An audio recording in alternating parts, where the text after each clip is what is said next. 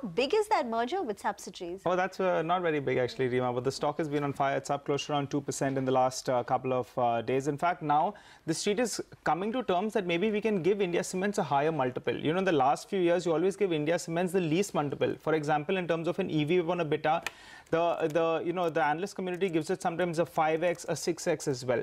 Now, suddenly they're saying if you're giving all the large boys close to around 10 to 15 to 18x, maybe, in fact, we can also give India Cements that kind of a valuation. And in fact, that's the reason why the stock is surging up. Now, this is a step in that direction. Why? Because that merger of a couple of companies, Trinetra as well as a concrete company, they had 60 and 80% stake in both these two companies. But this was long known. What is new? They've got the final approval. That's the NCLT approval for this. PhillipCapital, they're one of those brokerages that have been very positive on the stock from around 100 rupees approximately. They have reiterated their buy rating, target price of around 200 rupees. They're saying with this merger, further re-rating is possible.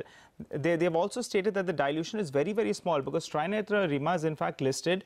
That market capitalization is 40-45 crores approximately. So very, very insignificant for a company that has market capitalization of 5,500 crores. But PhillipCapital goes on to say that, they're looking at the valuations. There could be re-rating that is possible.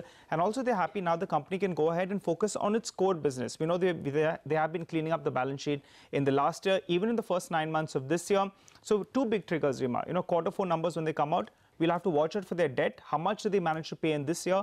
PhillipCapital told us he expects them to pay nearly around 230 crores. So what's the debt number?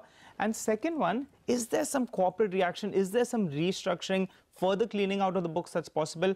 Watch that very, very closely in case there's something else on their books. Okay, so perhaps the stock is moving up in anticipation